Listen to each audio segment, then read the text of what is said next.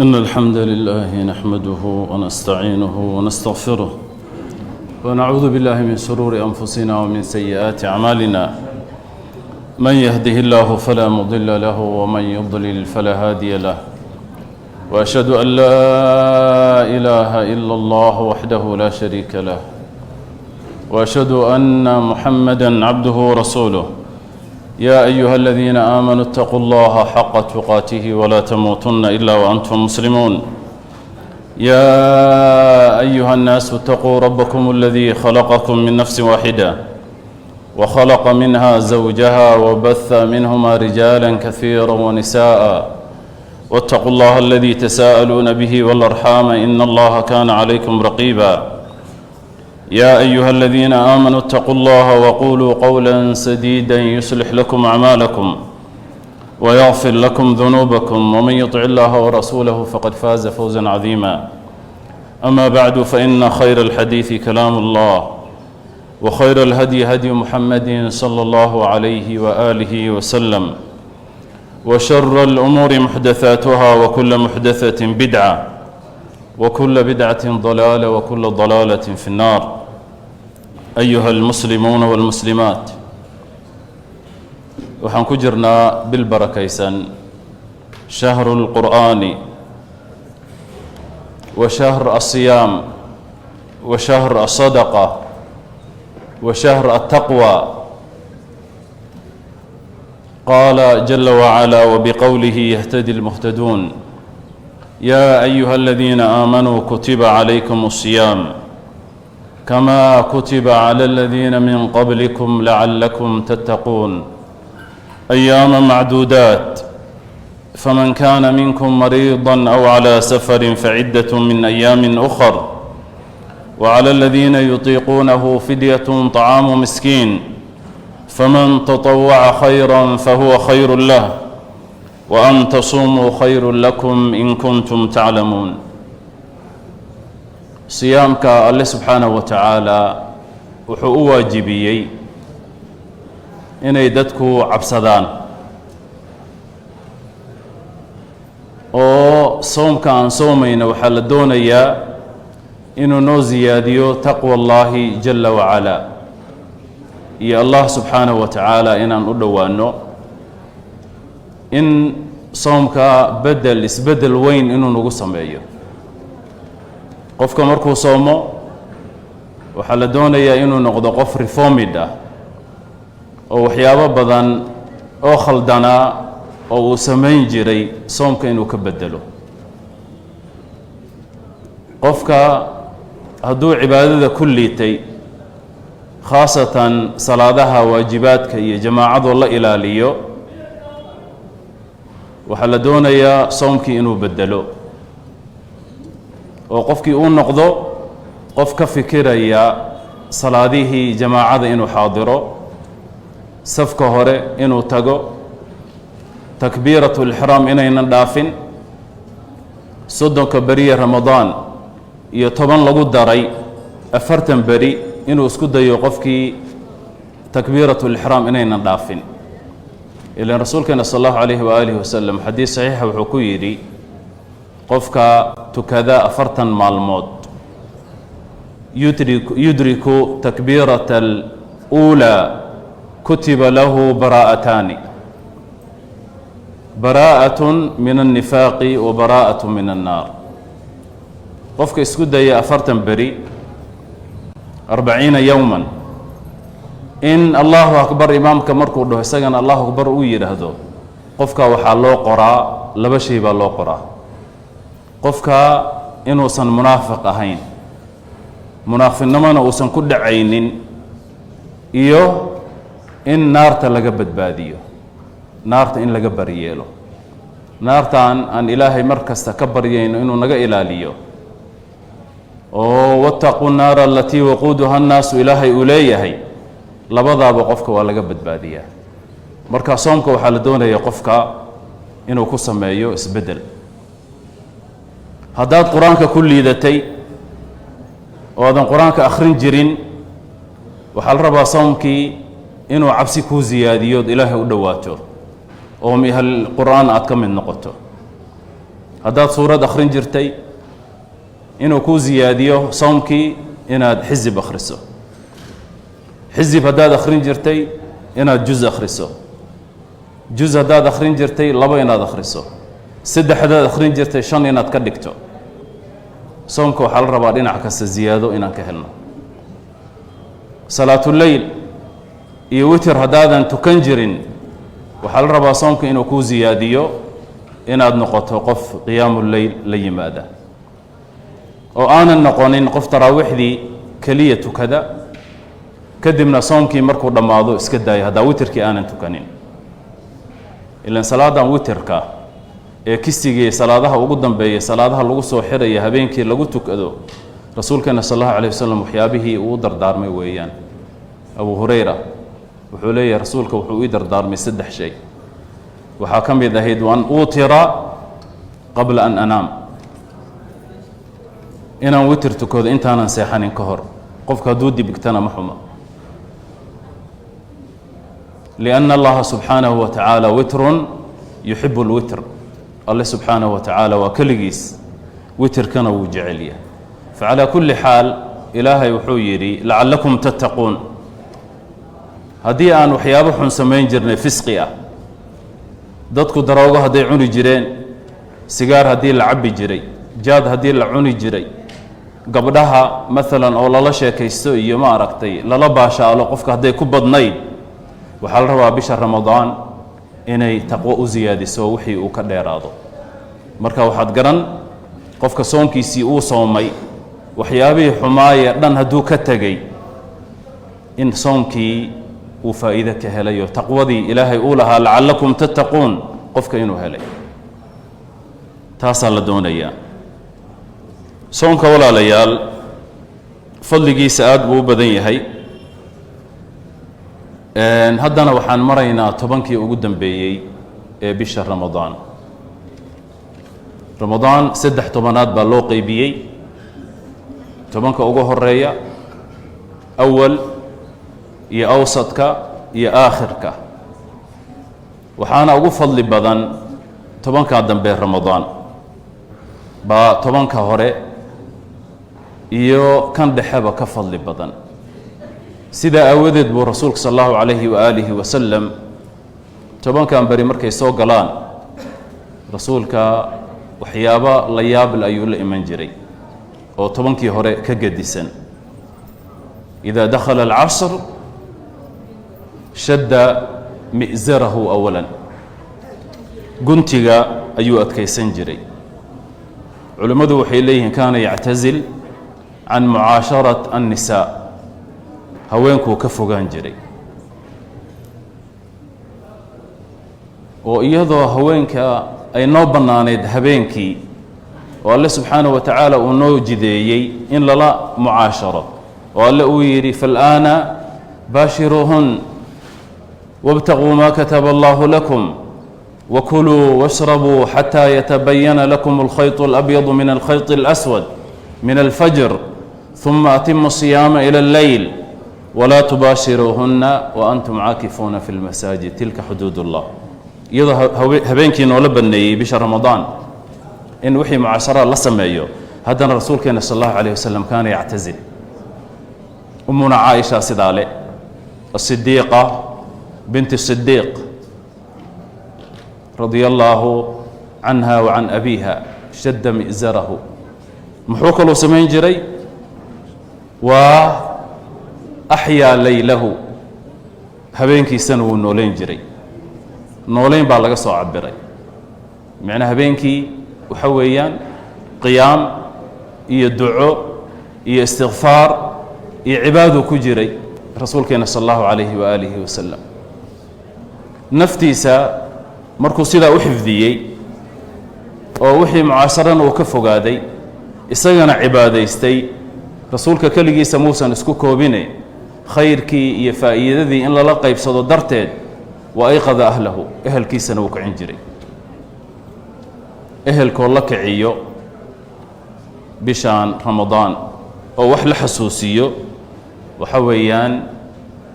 وشيء آدي أضفي عنه رسولنا صلى الله عليه وسلم وسمين جري macna tobanka way ka gadisan yihiin sanadka intiisa kale sanadka waa 360 maalmood ama 62 ama 50 iyo waxaynu qada dhici karta haddaba bisha intay ku dhamaato tobankan bari way ka gadisan yihiin ahalka la kicin naftaadii ayaa dadaalaya maxaana taa loo samaynayaa waxaa la raadinayaa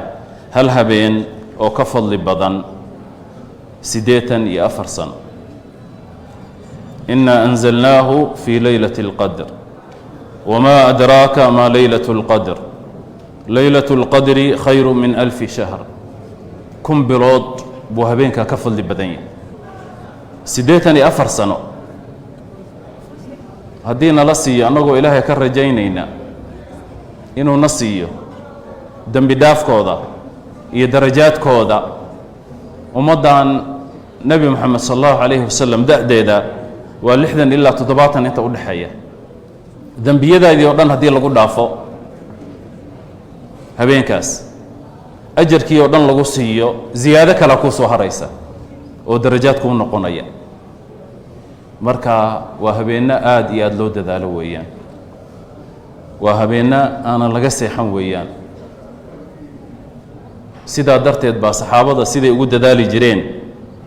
waad garanaysaan rasuulkeena sallallahu alayhi wa alihi wasallam in badan bay weydiiyeen markii loo sheegi lahaana rasuulka uu soo baxay waa loo waxyooday inuu u sheego habeenka laylatul qadarka uu yiraahdo waa habeenkaas dadaala masaajidkii baa la isku qabsaday laba nin baa dooday dood bay la yimaadeen way is qabsadeen khilaafka dibka uu leeyahay labadiina markay doodeenba rasuulkeena sallallahu alayhi wa alihi wasallam dooda darteed iyo sida uu uga murgay iyo sida uu san u jeclayn wala tanaazacu fatafshalu wa tadhhaba rihukum dooda iyo khilaafka sida uu xunta rasuulku Allah hilmaansiiyay wuuna u sheegay rasuulkeena sallallahu alayhi wasallam sababta wuxuu yiri waxaan u soo baxay inaan idin sheego laylatul qadarki laakiin laba qof baa fatalaaha rajulani laba qof baa doodayo iskhilaaftay فرفعت والله قاضي رسولنا صلى الله عليه وآله وسلم يا صحابة سيدي ود ذلك جرين أمنا عائشة رضي الله عنها وتنتري رسولك الله هذه اللي وافجيها بينك وإلهي وافجيه محن كدعيسته هذا رسولنا صلى الله عليه وسلم دعاء خاصة أي أمدي صبري عائشة وشاقي لكن خاصكما هو عام ويان أنا قردن وحكي قولي اللهم إنك عفو تحب العفو فاعف عني اللهم إنك عفو تحب العفو فاعف عني إن لو قد عيستو الله بديو وهبينك آد لو قد عيستو رسولك إن الدعاء ذا سوء الدورتي صلى الله عليه وآله وسلم أمنا عائشة وحيابها ولا ليال لدون أيو صومك إنه نو زيادية وحكم ذا وتقوى إنه نو زيادية العمل بهذا الدين خاصة فاميليا ريركا أولادنا قبلهن حاسسكنا إننا أمرنا إني تقوى زياد سدان وحيابها هوينك ugu muhiimsan ee la amray ee fidnadan looga badbaado zamankan aad u yaraaday in kasto caam u noqday waxa kamid ah xijaabka waa aaya waa calaamad weeyaan gabadha xijaaban sharaf buu u ziyaadinayaa dib إننا اللوجي سنبو أزيادين يا سيدو الله سبحانه وتعالى شيء اللو حويري يا أيها النبي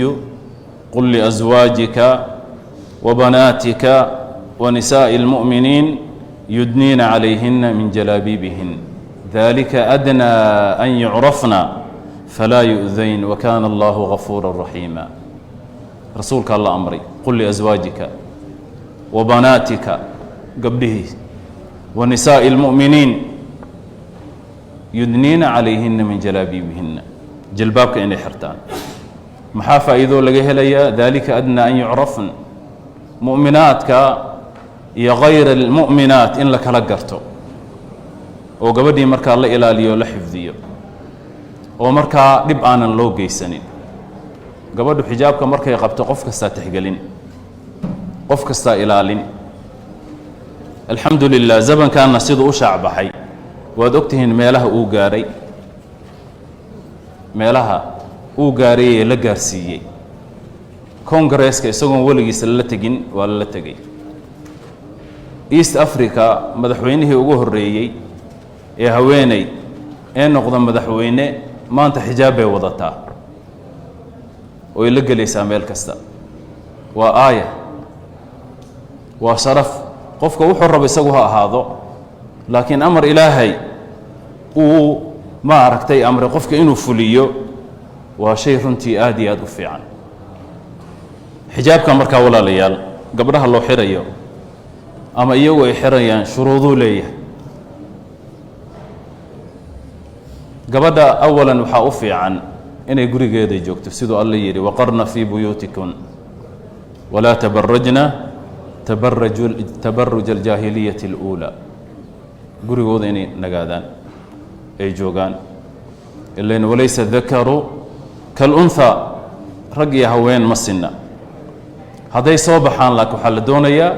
gabadhii inay xijaabkii sharciga wadato gabdhahan hadda zamanka jooga ee mootada raacaya ee baaskiilka raacaya ee wax kasta fuulay oo aanan dan ka lahayn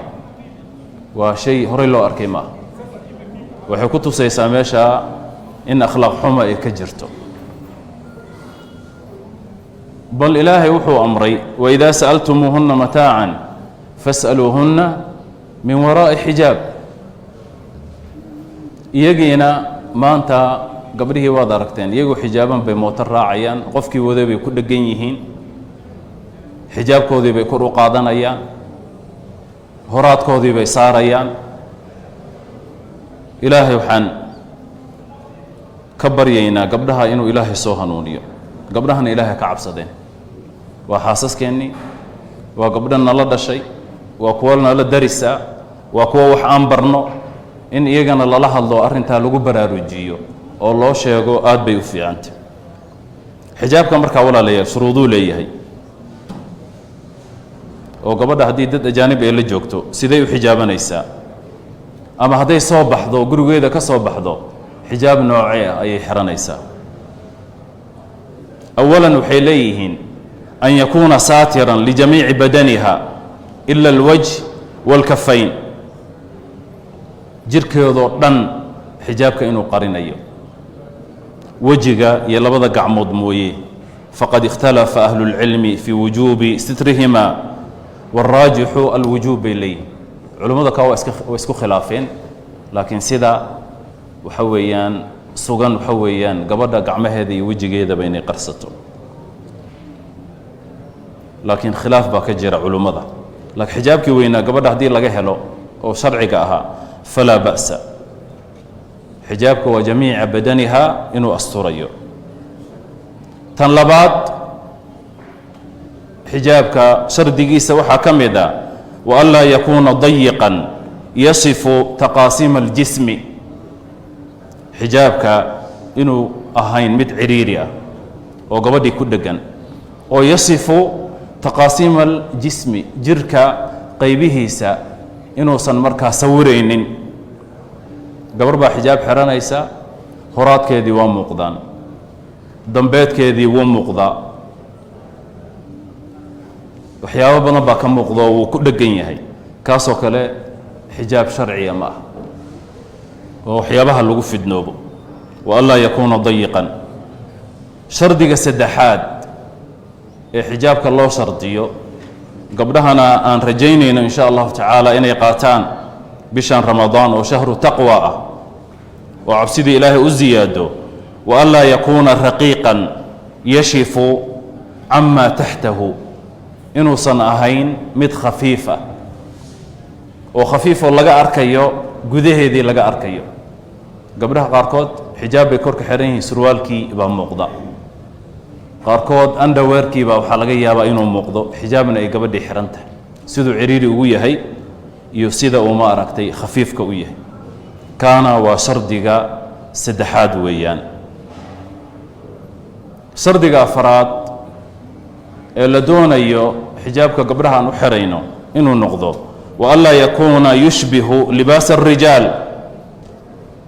inuusan shabbahaynin ragga dharkoodoo kale gabdhaha xijaaban laakiin waxay qabtaa surwaal iyo shaati iyo funaanad bay qabtaa ma aha kaas xijaab waa xijaabanaya maro yarna markaa waxay ku xiranayaan korka hada laysa bixijaab saasay u shardiyey culummadu wa an laa yakuuna yushbihu libaas الrijaal aw libaas alkaafiraat kuwa gaalada ah dharkooda inuusan u ekayn aw man ishtahara biاlfusuuqi wاlcisyaan ama dad caan ku noqday fisqiga sidoo kale dadka heesoo kale siday u labistaan inaanan loo labisanin gabdhaha hadda waad aragteen qaarkood madaxay taagayaan timihii baa kor loo taagi wax kalaa lagu sii xirayaa kadibna maro yar baa lagu sii xidhi sidaasay u taagantay waxaad u malaynaysaa ma aragtay kurus geel baad u malaynaysaa intuu la egyahay kaana ma bannaano marka gabadha hadday tiraahdo aniga gabadhaa heesta ama middaa ciyaarta taa sideedii oo kale u labisanaya oo xijaabkeedii sidaas u ekaanaya libaaskaas inuusan nooca ahaaninna isagana waa loo shardiyaa wa an laa yakuuna libaasa shuhra inuusan ahayn sidoo kale libaas caan ah qofkaasun baa lagu yaqaanaa qofkaasaa dharkaa xirtoo lagu garanaya wax kale ma xirto sidaasuu u labistaa xijaabkana kaasoo kale inuusan noqonin waayo qofkii hal libaas haddii lagu garto haddaa waxaa laga yaabaa dad hadday rabaan dhibaato inay u geystaan haddaa inay ma aragtay dharkaa kusoo aqoonsanayn ay leeyihin qofkaa wax kale ma xirto dharkaasuu xirtaa xijaabkaasay xirataa waa sidaas way markaa dhib inay ku dhacdaa dhici karta marka libaasu shuhra iyadana inaynan xirino xijaabkeedii uusan noqonin shardiga lixaad ee xijaabka loo shardiyo xijaabka sharciga weeyaan kan rasuulkana uu amray ilaahayna uu amray wa an laa yakuuna mutayaban bilcutuur in dharka xijaabka uusan ahayn mid la soo uumiyey oo barfuun iyo catar laga soo buuxiyey aw ilbukhuur cinda alkhuruuji gabadha markay soo baxayso danteeday u soo baxaysaa qofay soo ziyaaranaysaa shaqay soo aadaysaa hawsheedii gurigay soo qabsanaysaa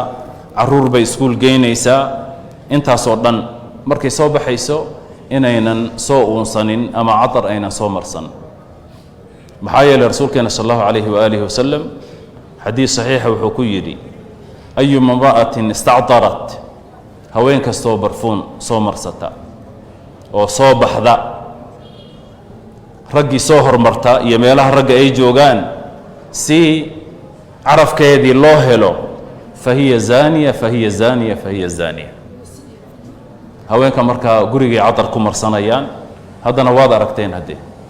haweenka qaarkood waxay isticmaalayaan waa shay runtii shareecada ka fog weeyaan xijaabka markaa inuusan mucatar ahayn oo bukhuur aanan laga soo buuxin laakiin gabadha gurigeeda waxay rabtay ku marsan kartaa wixii ilaahay uu jideeyey oo catar ah ay isku carfin kartaa ayib shardigana waa shardiga lixaad ee xijaabka loo shardiyo culummada qaarkood ilaa 8 bay gaarsiiyaan xijaab almar almuslima imaam moxamed naasirudiin alalbani raximahullah markuu ka hadlayey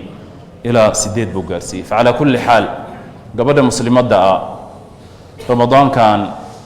waxaa la doonayaa inuu taqwo u siyaadiyo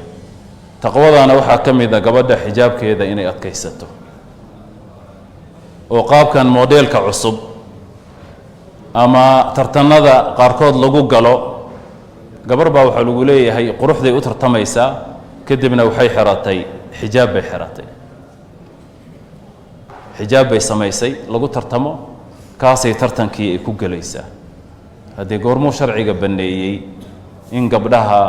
quruxdooda bannaanka lasoo dhigo oo ay tartamaan oo ay ragga hortiisa socdaan شرعي الإسلام كأرن كاس مقبو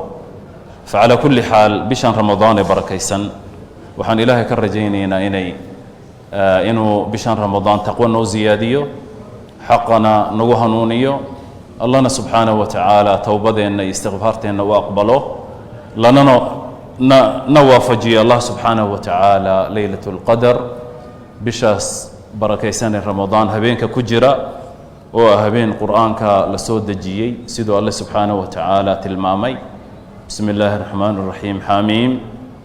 والكتاب المبين إنا أنزلناه في ليلة مباركة إنا كنا منذرين فيها يفرق كل أمر حكيم أمر من عندنا إنا كنا مرسلين سيدو كلنا بشان وشهر القرآن إننا القرآن كأخرنتيسا الله المامن أو الله بضيو dadka qaarkii quraanka waxay u qaybin jireen 7 subac bay u qaybin jireen qaarkood waxay u qaybiyeen 8 qaabka ugu fudud ee loo diyaarsado quraanka waxa kamid ah qofka inuu faatixada ka soo bilaabo fami bashuuqun inuu akhriyo qaab noocaasa fami faada faatixada inuu ka bilaabo ميم كان إنه سورة المائدة أوجيه أو ما أنت سيدا وكذا ما يو فمي ميم كان إنه قبل المائدة ويأذن يونس أوجيه فمي يونس صدنا سورة يونس إنه قبل يونس فمي بشوق بنو إسرائيل إنه جيه سورة إسراء سبحان الذي أسرى بعبده ليلا من المسجد الحرام إلى المسجد الأقصى الذي باركنا حوله لنريه من آياتنا فمي بشوق هذا بنو إسرائيل إسراء مركو كبل لابو شينكو جينا يا بشوق شينكو وحويا الشعراء طاسيم ميم سورة الشعراء يوجينا يا بشوق شينكو كبل لابا يا ووجنا وحويا والصافات صفا ayuu geynayaa wowga markuu ka bilaabana bashuuqun wuxuu geynayaa suurad qaaf buu geynayaa qaabkaas inuu qofka u xisaabsado oo warqad uu ku qorto quraankiina uu ku dhameeyo qaaf markuu ka bilaabana hadii quraankii buu dhameynayaayo waa ma aragtay walhamdulillahi rabbil alamin bishan wa shahrul quraan shahru du'a in la duceysto dib badan ba nahaysta الدنيا نبتقل حما كجرتا دقال حما كجرا عذرا كجرا عذر كان إن إلهي أن كبر إنه نقاضه ورسول كان صلى الله عليه وآله وسلم عذر هذا حن إلهي وكم قال جري اللهم إني أعوذ بك من منكرات الأخلاق والأهواء والأعمال والأدواب به جري إلهي حن كام قال أخلاق ضحن هوينك حنحن بان كان مغنغليا عذر رضا حنحن بان كان مغنغليا وحكو دعي سنجري اللهم إني أعوذ بك من البرص والجنون والجذام ومن سيء الأسقام برسك يجودانك أيو كان مغنغليا يا عذر كسو حن بان كان مغنغليا المهيس حسن يا حسين بو إلهي مغنغلين جري عذر رضا حن وكم مغنغلين جري ودعين جري أعيذكما بكلمات الله التامة من كل شيطان وهامة ومن كل عين لا موجود عين جري إلهي وحكبر يجي رسولك صلى الله عليه وسلم عافماتك إنه إلهي كقاضو عذر وقبدله نعموينك إنه كقاضو ما أركتين نقمة وقبدله اللهم إني أعوذ بك من زوال نعمتك وتحول عافيتك وفجاءة نقمتك وجميع سخطك وحيابها صودن بو إلهي كبري جري شهر الدعاء رمضان إنه تهينا علماء وحي كفهمين آياتها وقدم بيا صومك إلهي مركو كسو هاللي وكان إلهي يري وإذا سألك عبادي عني فإني قريب أجيب دعوة الداعي إذا دعان فليستجيبوا لي وليؤمنوا بي لعلهم يرشدون أدومضي إذا هديكوا ديان أين ربنا فإني قريب أودوه أجيب دعوة الداعي إذا دعان قفك إبريي دعوتي سواء أقبل إبريديسة qof kastoo markaa xaajo u baahnaa arrin meel ay kaga xirnayd arrintaada qof kale ha ku xirina ilaahay u dhiibo hadhihin waxaa ii laaban qofkaas saxiixiisa ii laaban hadhihin qofka labadaa qof inay isu tagaan oo ay fariistaan oo arrinkayga ay ka shiraan baa ii harsane ilaahay weydiiso waa shahru ducaa ilaahay isku xir fa innii qariib ujiibu dacwata daaci idaa dacaan waan ajiibaya markay i baryaan ducadana ma aha ma aragtay in la bakhaylo ducooyinka la ducayso dhanna ilaahay wuu aqbalaya duco kasta ilaahay wuu aqbali laba shay ilahay haddaadan ka baryin dembi ilaahay haddaadan ka baryin shay dembi ah iyo qaraabo la gooyo ilaahay haddaadan ka baryin labadaa shay mooye inta kale dhan waa la aqbalaya sidoo kale qofkana waxaa laga yaabaa inuu isweydiiyo in badan baan ilaahay baryay maxaa la iga aqbali waaye rasuulkeena wuxuu yidhi qofka haddaa sidaa yuusan dhihin isticjaal baa ku jira deg deg ilaahay bari ducadaada waxaa laga yaabaa saddex midkood un bay noqon kow in laga aqbalo aada hesho wixii ilaahay aad ka bariday in balaayo kugu soo socotay lagaaga celiyo lagaaga difaaco bani aadam baan nahay maxaan ka warqabnaa waxyaabo badano oo ma aragtay nalala maaganaa oo dhib noo geysan lahaa baa waxaa laga yaabaa ducooyin aan ilaahay ka barinay in noo laga celiyo tan saddexaadna maalinaad u baahan tahay yowma alqiyaama in lagu siiyo waatana ducadaadii lagu dhaho ducadii aad ducaysan jirtay halkaanay ku taallamaynan khasaarin taasaa la doonayaa ilaahay waxaan ka baryaynaa khayrka inuu nagu hanuuniyo alxamdu lilaahi aladii hadaana lihada wma kuna linahtadiya lowla an hadaana allah allahuma اqsim lana min khashyatika ma taxuulu bihi baynana wabayna macaasik ومن طاعتك ما تبلغنا به جنتك ومن اليقين ما تهون به علينا مصائب الدنيا ومتعنا اللهم بأسماعنا وأبصارنا وقوتنا ما أحيتنا واجعله الوارث منا واجعل ثأرنا على من ظلمنا وانصرنا على من عادانا ولا تجعل مصيبتنا في ديننا ولا تجعل الدنيا أكبر همنا ولا مبلغ علمنا ولا تسلط علينا بذنوبنا من لا يخافك ولا فينا ولا يرحمنا اللهم اغفر لنا ولوالدينا ولجميع المسلمين والمسلمات الأحياء منهم والأموات اللهم اشف مرضانا ومرضى المسلمين اللهم اشفهم أنت الشافي لا شفاء إلا شفاؤه شفاء لا يغادر سقما يمشون لك إلى الصلاة أو ينكؤون لك عدوا أو يحضرون لك جنازة اللهم ارفع عنا هذا المرض اللهم ارفع عنا هذا الوباء اللهم ارفع عنا رجزك وغضبك إله الحق اللهم إنا نعوذ بك من منكرات الأخلاق والأهواء والأعمال والأدواء يا ذا الجلال والإكرام اللهم احفظنا بالإسلام قائمين واحفظنا بالإسلام قاعدين واحفظنا بالإسلام راقدين